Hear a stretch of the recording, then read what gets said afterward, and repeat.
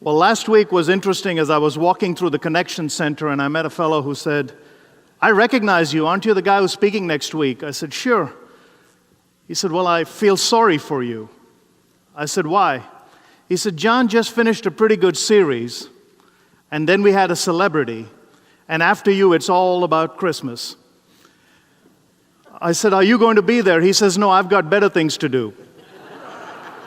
So for those of you who don't have better things to do and are waiting for Christmas, hang in there. It'll come when I'm finished. Today's message is going to trouble some of you, irritate the rest of you. So if you came here hoping that I would just entertain you, which I'm known to do from time to time, you may be disappointed. But hang in there.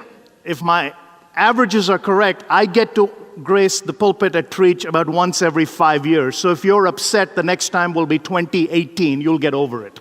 All right? So we are in some very dangerous patterns. As we look at the broader expanse of humanity, Christendom seems to be leading the charge as that horse in the front of a movement that has no momentum.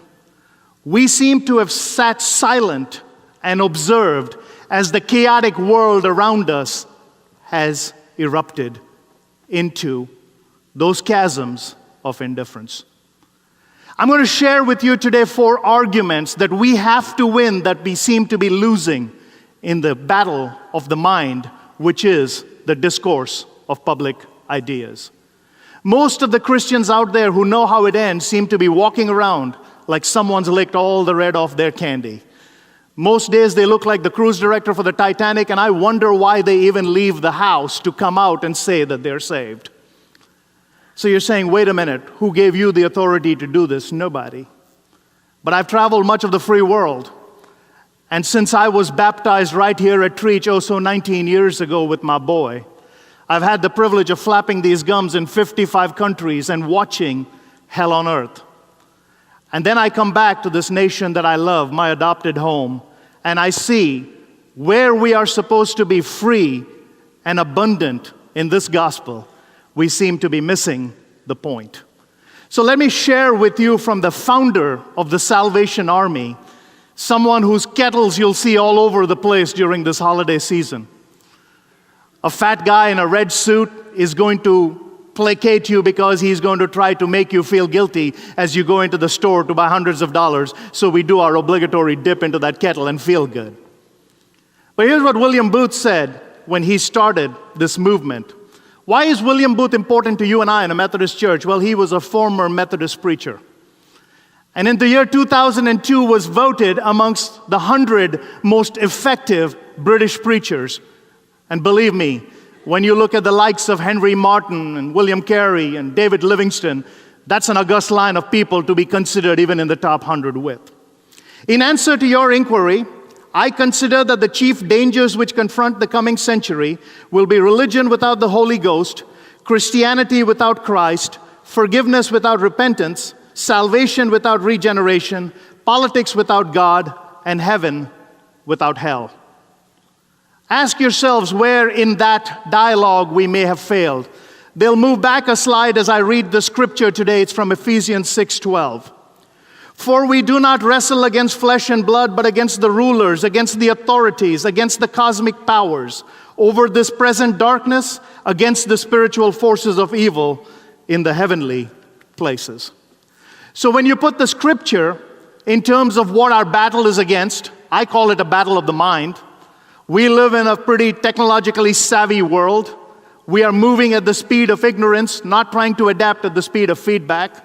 We're hearing over and over again that no longer with our grandfather's thesis apply in an app-ridden world. But Christianity is not an app, it's a lifestyle. So how do you combine those two together to get some certain arguments that are going to put a little pep in your step? See, in the technological world that we live in, a message will travel around this world in 2 seconds. And often take the rest of our natural lives to go the last 6 inches between the head and the heart. And where you and I are losing the battle is not a heart battle. I think we're all good and we mean well. We got the ministries that we support. We got the passions that we fervently follow. But where we are losing the argument is the intellectual argument which every Christian ought to win because the facts are on your side. The apologetic brilliance that Christianity reveals unto itself. As C.S. Lewis said, the Bible is its own great interpretation as you apply it to modernity. But in a postmodern world, I heard this anecdote the other day of a man who was traveling, and he looked at this real funky-shaped building. And the architect was there, so the evangelist asked the architect, "What is this building?" He said, "Oh, it's the world's first postmodern building." Well, what is a postmodern building? He said, well, a postmodern building seems to subscribe along with postmodern thought. Well, how does that work? He said, we have rooms that have no purpose. We have stairs that go nowhere. We have windows that don't offer scenery. In short, this house is completely useless, but it is allowed itself to evolve out of the artist's imagination. Here's the irony. When the evangelist asked the architect, does it still have a foundation? And the architect said yes. See, when the foundations are gone, all is lost. So let's go back and look at those foundations and make some qualifying arguments as to who we are. The first argument is the moral argument. Now, the moral argument we seem to be losing for the simple reason that morality has been redefined. Right and wrong do not have those clear-cut lines. Relativism has crept into the vernacular. And that's part of postmodern seductive thinking. I come from a worldview as a former Hindu where everything was open. 300 million gods, a pantheistic, great cosmic sucking sound where all works and we don't stand for the exclusive moral claims of this risen Christ. Take you back in the history of this amazing nation, formed on bent knee. The year is 1842. Mellon Chamberlain, a Harvard research associate, is interviewing Captain Levi Preston. Captain Levi Preston is the oldest surviving member of the Revolutionary War at that time in his early 90s, had actually fought on April 19th of 1775, 3 weeks after Patrick Henry's infamous speech where the shot was heard around the world at the Battle at Lexington. And Chamberlain is asking Preston the question, what forced you guys, if you remember Major Pitcairn's remarks to them, disband ye rebels, because they were unarmed. And they were untrained. They were ill-equipped. What would force these people who had nothing on their side to take on the mightiest army known to the world at that time? The moral argument. Because Chamberlain asked Preston the question, was it the Stamp Act that got you mad? He says, no, I never knew what it meant. He said, was it the Tea Party? He says, no, our boys had already dumped the stuff in the harbor by the time we got there. Well, was it the writings of Locke and Harrington and Sidney that inspired you? He said, no, we'd been raised on the Bible, the Catechism, the hymns of Isaac Watts, and the Almanac.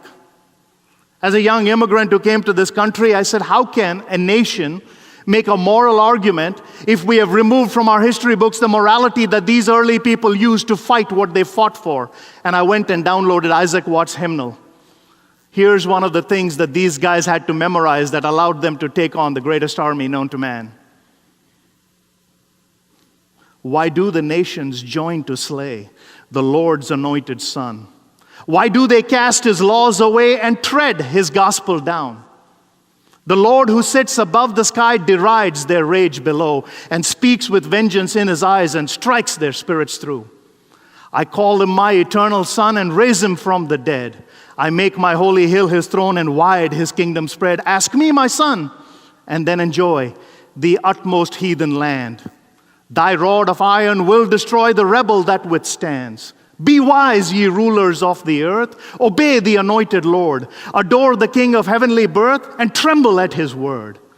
With humble love address his throne, for if he frowns, ye die. They shall survive, and those alone who on his grace rely.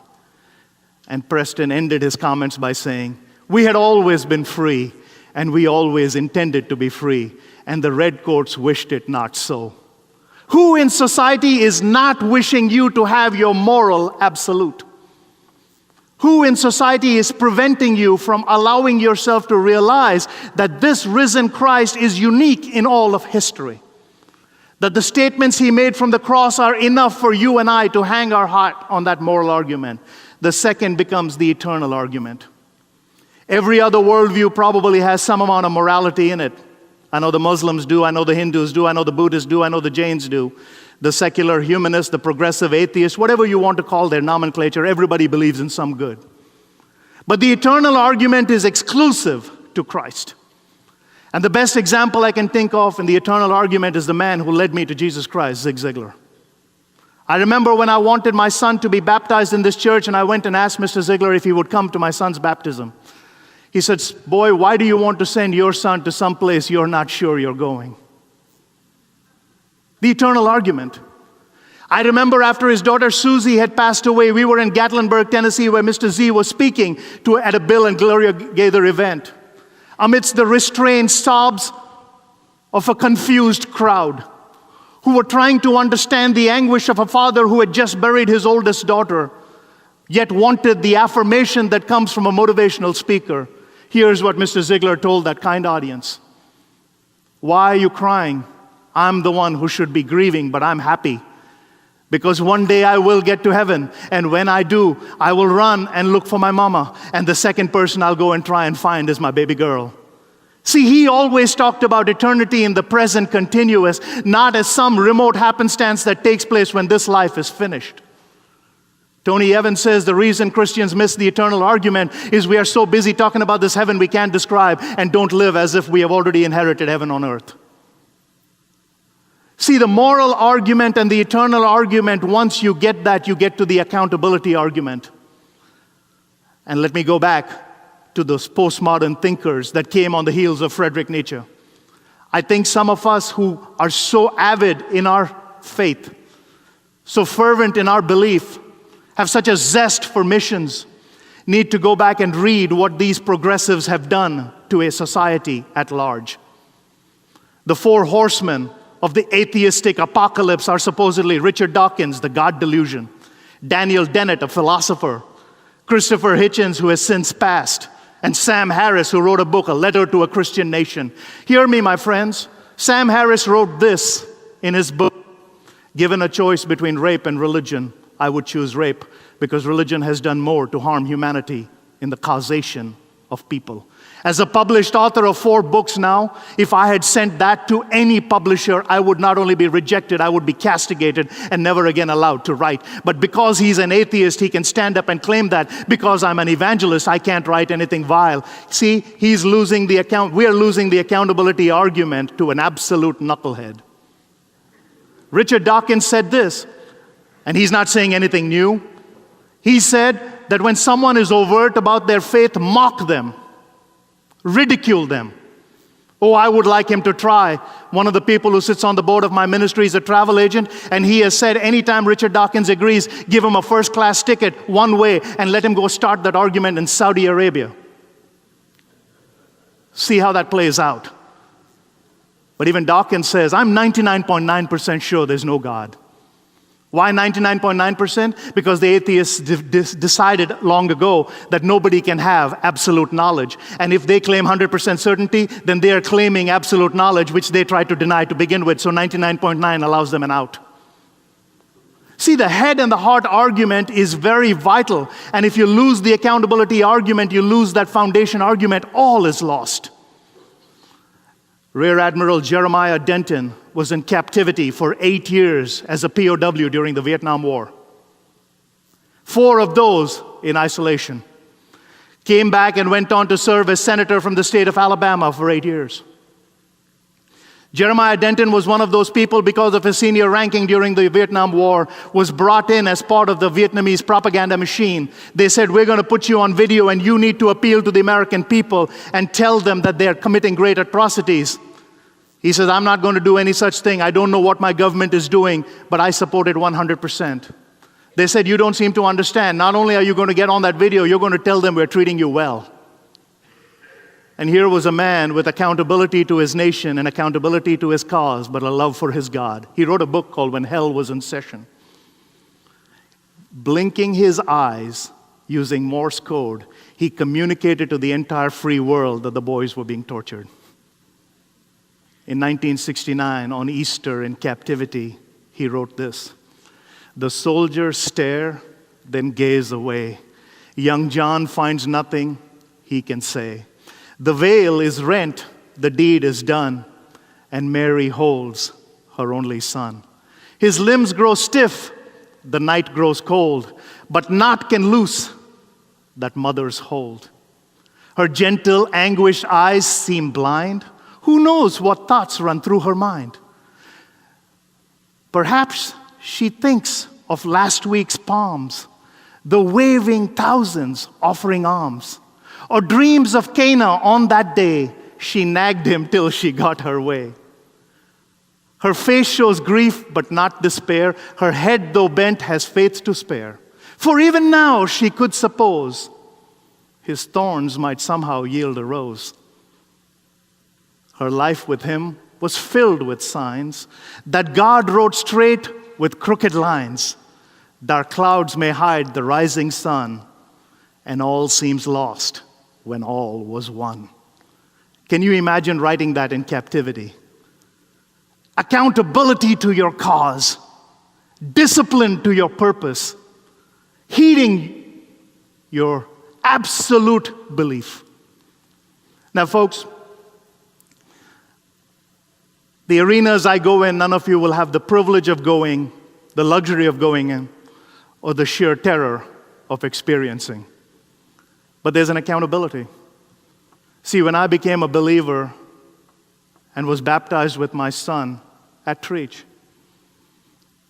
I thought I'd just shake off that old Hindu dust and then sail forward, get a little halo adjustment, go to the greeting,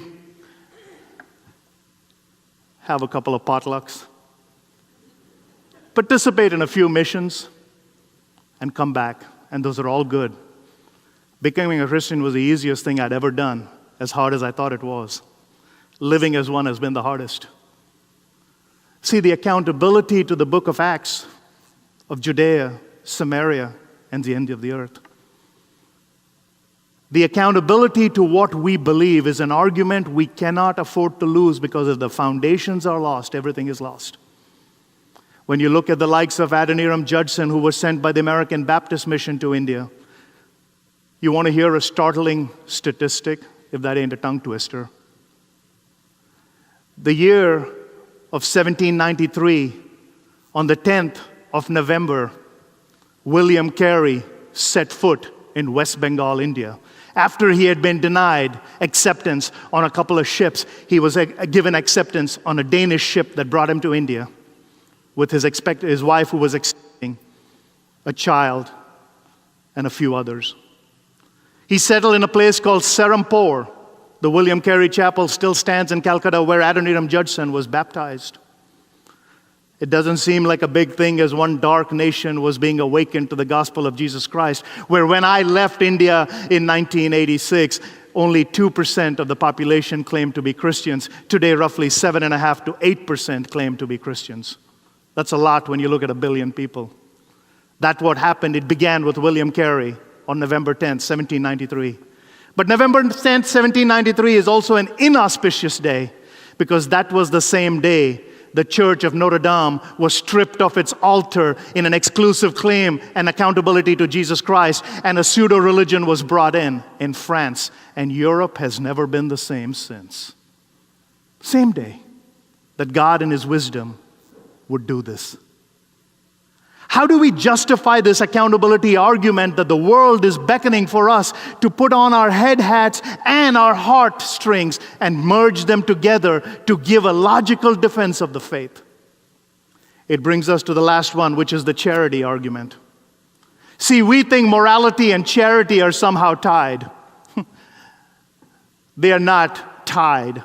They are exclusive acts. See, when you're moral and righteous in this God, you should be able to show this Jesus during your charity. But the Salvation Army today may not allow you to stand next to that guy with the kettle and preach anything about Christ. You'd be vilified on the local news, because it can't combine it. But let's look at Mother Teresa, a lady I had the privilege of meeting. She came and spoke in Harvard at a commencement address. Ironically, she had accepted the engagement after Justice Sandra Day O'Connor and Alan Alda turned it down. Now, Harvard is the first university formed in America with a biblical charter. And Mother Teresa gets up there and has to make a decision. Do I swing for the fences in the absolute of abstinence? Do I talk about the certainty of chastity? Do I dare to take on the abortion argument? She has nothing to lose. She won a Nobel Prize. The folks at Harvard had everything to lose when, with restrained, muffled sighs, they squirmed uncomfortably as she unleashed the truth that was in her heart. This woman had picked up the dying and the destitute on the streets of Calcutta for 60 years. In her book, No Greater Love, she talks about picking up a man whose body was still stuck to the asphalt, maggot infested. And the man said, I have lived the life of a dog. I'm going to die looking into the eyes of the angel. Mother Teresa had nothing to lose. And she spoke freely about the perils of killing that we do. You're saying you're treading on dangerous ground, folks. I am. Here's why. 60 million self-professed evangelicals. Only 15 million vote. And many of them vote for the horrors that we see. Mother Teresa was greeted with boos. Well, she was in great company because another Nobel laureate, Alexander Solzhenitsyn, who had spent time in the gulags of Russia, was booed at Harvard. And when he shared it with Malcolm Muggeridge, he says, that was the darkest day in my life when he told the audience at Harvard that if you turn your back on God, this country will fail. We have experienced that in Russia. He spent time in the prison camps because he was vocal opponent of the Russian system. Mother Teresa shared her piece, and the audience, with restraint, applauded. But they didn't see something on the side, 10 kids with a sign, Mother, we love you. We want to come and hug you. She recognized them. They were kids she had rescued on the streets of India through her orphanage, Shishu Bhavan, and placed them in prominent New England homes. From the absolute abyss of decadence and the depths of poverty, she had given them an abundant life in America. And there they were, bursting at the seams, and she said, wait till I'm finished. And when she finished, they leapt onto the stage and grabbed her and kissed her and smothered her. And the audience slowly rose and began to applaud because they had seen charity in action. See, the charitable argument has always got to be won. In addition to giving of your time, talent, and treasure, we have to give away of this Christ. And unless we do that, no sale. Let me bring it all to a close. I was preaching in India recently, and my mother was in the attendance, and many of you have prayed for my parents. This is the first time my mother came into a church to hear me. And after I finished speaking, the pastor went to her and said, Amma, which means mother, thank you for giving birth to this evangelist. And my mother couldn't comprehend, how could a Hindu woman give birth to a Christian missionary?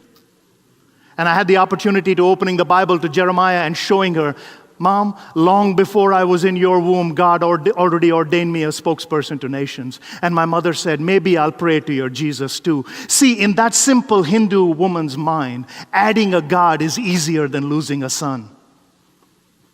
But the Eternal One has a different equation. In order to add you, He had to lose His Son. You and I have a moral obligation, an accountability purpose, a charitable deliverance, and an eternal perspective. Until we do that, we won't be able to say, our Father's God, from out whose hand the centuries flow like grains of sand. We stand together, united, free, loyal to our land and Thee, and thank Thee for the era done, but trust only Thee for the coming one. God bless you all this morning.